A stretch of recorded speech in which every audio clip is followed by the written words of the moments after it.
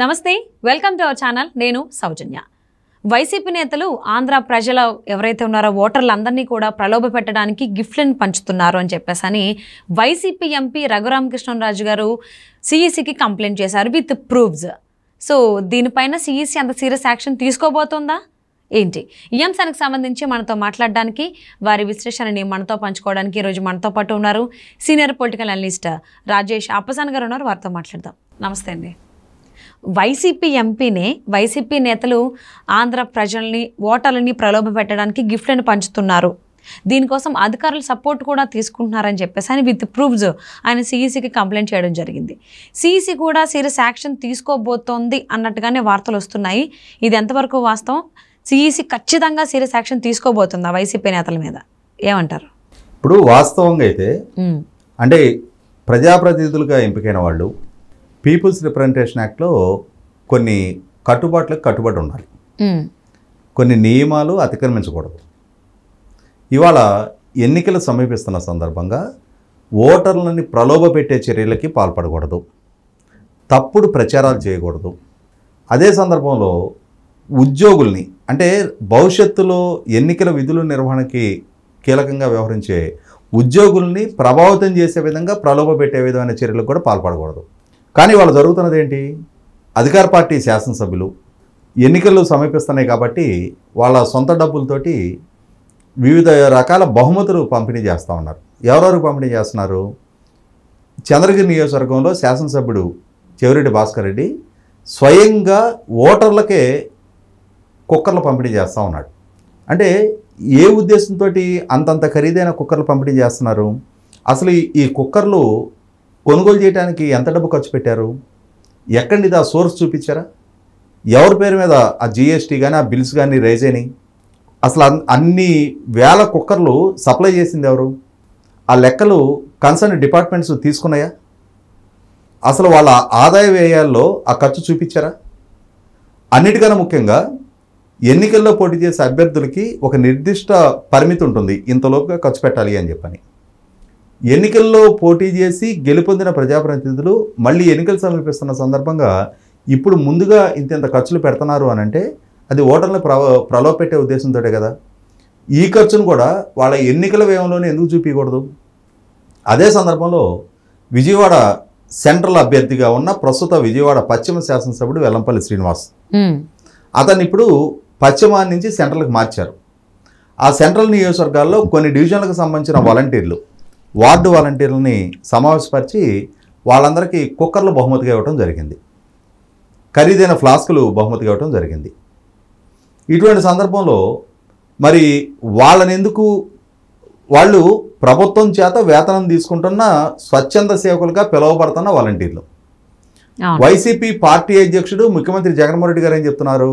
వీళ్ళు మన పార్టీ అభిమానులే, మన సైన్యం, రేపు మన గెలుపుకి దోహదం చేస్తారు, రేపటి రోజున మన ఎన్నిక సఫలీకృతం కావటం కోసం మనకి బ్రాండ్ అంబాసిడర్లుగా పనిచేయబోతున్నారు అని చెప్పని సాక్షాత్తు ముఖ్యమంత్రి గారు ఎవరినైతే ప్రకటిస్తున్నారో అదే వ్యక్తులకి ఇవాళ ఎన్నికల్లో పోటీ చేయబోతున్న అభ్యర్థిగా ఆల్రెడీ సిట్టింగ్ శాసనసభ్యుడిగా ఉండి అతను గిఫ్ట్లు పంపిణీ చేస్తూ ఉన్నాడు. ఇక్కడ కూడా చంద్రగిరిలో ఏది వర్తిస్తుందో అదే ఇక్కడ కూడా ఇతను కూడా వర్తిస్తుంది. అసలు ఆ కొనుగోలు చేయడానికి వాడుతున్న డబ్బు ఎవరు సమకూర్చుతున్నారు? అది వైట్ అమౌంట్ వాడుతున్నారా, బ్లాక్లో కొంటున్నారా? అంతమందికి పంపిణీ చేస్తున్నారంటే బల్క్లో కొనాలి కదా. అవును. ఆ బల్క్లో కొనేటప్పుడు ఆ ప్రాపర్ ట్యాక్సేషను, బిల్స్ ఇవన్నీ రైజ్ అవుతున్నాయా? రేజ్ అయితే ఆ బిల్స్లో స్పష్టం అవుతుంది కదా ఎవరు కొన్నారు అనేది. అవును. అంటే ఇంత జరుగుతున్నా కానీ ఆంధ్రప్రదేశ్ ఎలక్షన్ కమిషన్ ఏదైతే ఉందో, స్టేట్ ఎలక్షన్ కమిషన్, అది ఎందుకు అంత సైలెంట్గా ఉంది? ఎందుకు వైసీపీ ఎంపీ రఘురామకృష్ణరాజు గారు సిఈసికి అంటే సెంట్రల్ ఎలక్షన్ కమిషన్కి ఎందుకు కంప్లైంట్ చేయాల్సి వచ్చిందంటారు? అంటే స్టేట్ ఎలక్షన్ కమిషన్ సరిగ్గా పనిచేయకనా? ఇక్కడ మనకి స్టేట్ ఎలక్షన్ కమిషనే తన విధులు బాధ్యతలు సక్రమంగా నిర్వర్తిస్తే చాలా సందర్భాల్లో సెంట్రల్ ఎలక్షన్ కమిషన్ వరకు వెళ్ళి దరఖాస్తు ఇవ్వాల్సిన అవసరం రాదు.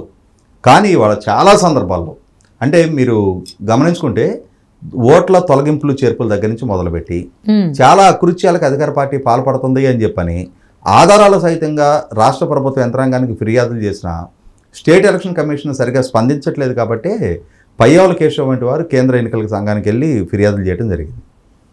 కేంద్ర ఎన్నికల సంఘం ఇంటర్వ్యూ అయిన తర్వాతే ఉరవకొండ ఈఆర్ఓగా ఉన్న భాస్కర్ రెడ్డిని సస్పెండ్ చేయడం జరిగింది. ఉమ్, ఈ రోజు కూడా చాలామంది శాసనసభ్యులు ఇప్పుడు అధికార పార్టీ నాయకులు ఈ విధమైన ప్రలోభాలకు తెరలేస్తుంటే ఈరోజు ఉషా శ్రీచరణ్ ఉమ్, ఆమె కూడా అక్కడ తన నియోజకవర్గ పరిధిలో ఇటువంటి పంపిణీకే పాల్పడుతుంది అని చెప్పని సోషల్ మీడియాలో సర్క్యులేట్ అవుతుంది. ఇవాళ ప్రజలకు తెలుస్తుంది, పంపిణీ చేస్తున్న ఫోటోలు బయటకు వస్తున్నాయి, ఆ వ్యక్తులు ఆ సమూహాలు ఆ బహుమతులు క్యారీ చేస్తూ నడి రోడ్లోనే వెళ్తూ ఉన్నారు. కానీ ఇవాళ అధికార వ్యవస్థ ఎందుకెందుకు మెనుకుంటుంది, ఎందుకని చర్యలకు ఉపేక్షిస్తుంది, స్టేట్ ఎలక్షన్ కమిషన్ ఎందుకంత ఉదాసీనంగా ఉంటుంది? 100కి 100 పాళ్ళు మీరు గమనించుకుంటే 1995లో ఉమ్, శ్రీకాకుళం జిల్లాలో ఒక ఎమ్మెల్యే ఆయన తెలుగుదేశం పార్టీ తరఫున పోటీ చేస్తున్నారు. ఆ పోటీ చేసే సందర్భంగా ఎన్టీ రామారావు గారు శ్రీకృష్ణుడి అవతారంలో ఉన్న ఫోటో వాడుకున్నారు ఆయన. Okay.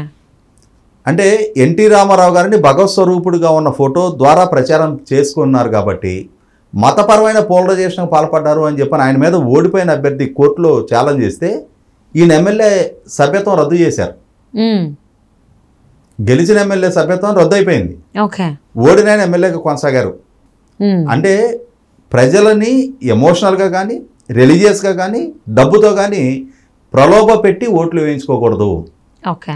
Free and fair self consciousness తోటి ఓటు వేయాలి, ఎవరికి వాళ్ళకి స్పృహలో ఓటు వేయాలి వాళ్ళు, అంతేగాని ఏదో ఒక ప్రలోభానికి లొంగి ఓటు వేయకూడదు అని చెప్పని ఎన్నికల చట్టం చెప్తుంది. అటువంటప్పుడు ఆ ఎన్నికల సంఘం నిర్దిష్టమైన చర్యలకు ఉపక్రమించాలి కదా. ఇటువంటి ప్రలోభాలకు పాల్పడిన ఏ అభ్యర్థినైనా సరే ఎన్నికల్లో పోటీ చేయకుండా డిస్క్వాలిఫై చేయాలి.